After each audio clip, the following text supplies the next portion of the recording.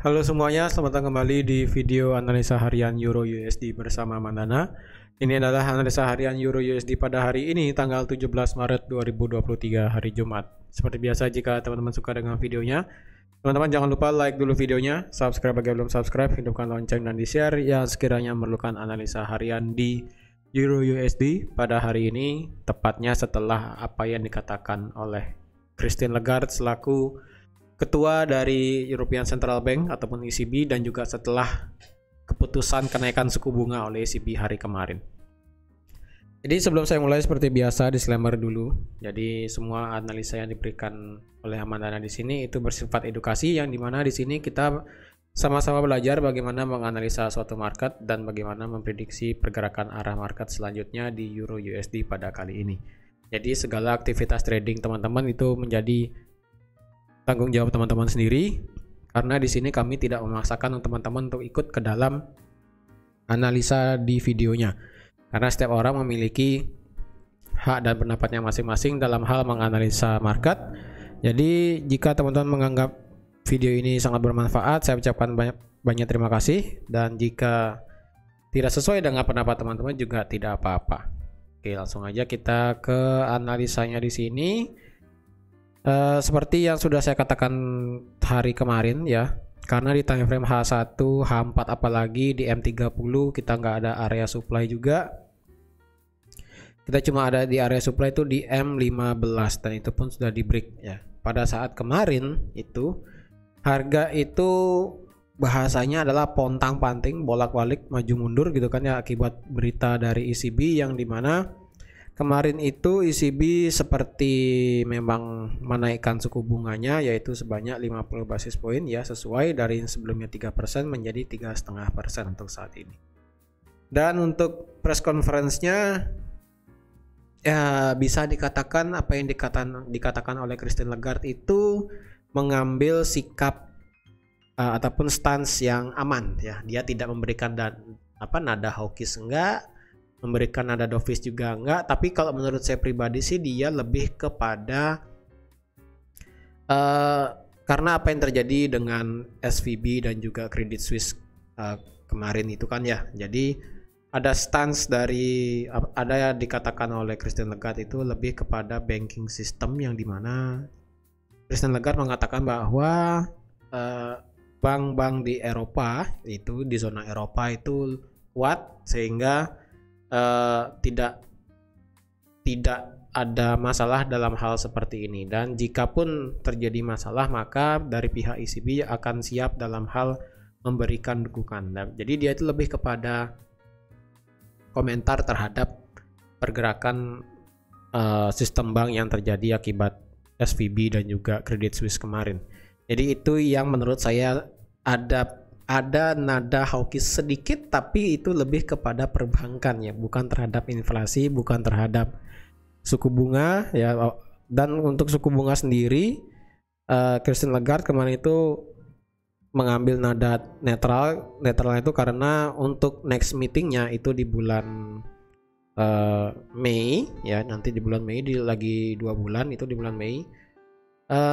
Christine Lagarde lebih kepada data dependent ataupun lebih kepada memperhatikan data yang akan terjadi selanjutnya, karena menurut dia terlalu sulit ataupun impossible untuk bisa memberikan arahan ataupun memberikan guidance bahwa di Mei nanti apakah kita akan menaikkan suku bunga 50 basis point lagi atau tidak ada kenaikan atau cuma 25. Itu intinya dia tidak ada membahas seperti itu. Oleh karena itu kemarin pada saat berita itu keluar, kita melihat pergerakan yang sangat liar di euro ya, ketika harga itu dibanting. Tapi di sini sudah saya plotkan juga untuk areanya adalah di 5770 ya. 5770 ini menjadi area support kita, yang dimana harga itu bolak-balik di harga 5770 ya. Ketika harga naik ke atas sampai di atas 1.6000 ya, 1.06.000, harga langsung dibawa turun dan berusaha dibawa ke bawah sampai ke 5770, tapi ternyata akibat ya market itu lebih kepada memproses bahwa apa yang dikatakan oleh Christine Lagarde itu lebih kepada sektor perbankan dari segi positifnya. sehingga harga langsung didorong naik lagi, walaupun ditekan turun, didorong naik, ditekan turun, didorong naik lagi. Jadi pasukan Biris yang sekiranya ingin membuat market ini lebih turun ternyata dihantam naik oleh pasukan bullish, yang dimana para investor di sini mencerna bahasa daripada Christine Lagarde itu, bahwa itu merupakan sesuatu yang agak hawkish walaupun tidak sepenuhnya gitu kan ya. Dan untuk sekarang pergerakannya bagaimana? Apakah kita bisa ambil posisi? Kalau sekarang saya pribadi lebih baik enggak dulu, karena saat ini harga benar-benar berada di tengah-tengah, yaitu antara 6870 sampai di 5770 ya. Untuk tengah-tengah sendiri ya, untuk antara 6870 sampai di 5770, kalau menurut saya itu kita ambil tengahnya ya. Kalau ambil tengahnya itu mungkin bisa saya ukur dulu ya, 100 pip ya, 100 berarti ya 50-an lah ya. Sekitar ini lah ya, berarti kita bisa pakai area bekas ini di harga 6370 ya. Di 6370 ini menjadi area titik tengah ya, ataupun pivot antara 6870 dan 5770. Jadi kalau dilihat harga sekarang sih berusaha untuk masuk ke resisten, support become resisten yang ada di 6370 ya. Pas banget karena di sini kita lihat sebagai area support, dan ketika support di break dengan nggak ngotaknya cerita Credit Suisse kemarin, harga drop secara signifikan dan sekarang harga mulai perlahan-lahan pulih. Dan apakah kita bisa memprediksi harga bisa lebih tinggi? Bisa jika 6370 ini berhasil di break ya. Jika ini berhasil di break, maka kemungkinan harga akan mengejar 6870 ya, lumayan kan 50 pip ke atas. Dan jika ini berhasil berhasil disentuh, kemungkinan kita akan melihat rejection. Kenapa? Karena di sini kita ada satu struktur area struktur area supply di sini ya. Supply-nya sih kecil banget ya di sini sebenarnya. Nah, di pucuk ini area supply-nya untuk di Euro USD sebenarnya. Tapi kalau dilihat mungkin aja sih harga bisa langsung terbang tinggi melewati 6870 dengan target bisa sampai ke 7300 ya. Bisa sampai di 107300. Tapi karena hari ini kita cuma ada satu berita tentang euro, yaitu tentang data inflasi akhir dan juga data inflasi inti akhir, yang dimana diperkirakan di sini diperkirakan untuk data inflasi terakhir ataupun finalnya itu turun dari 8,6 menjadi 8%. Itu masih lumayan tinggi ya. Jika dibandingkan dengan negara Amerika sendiri itu sudah 6%, untuk euro masih 8%, itu masih tinggi sekali. Masih beda 2. Untuk inflasi inti di sini baru bisa dikatakan sama dengan negara Amerika, yaitu di sekitaran 5,6 atau enggak di 5,5%. Seperti itu. Jadi kita cuma ada berita nanti malam di sini di jam 6 sore, jam 6 WITA atau enggak di jam 5 WIB.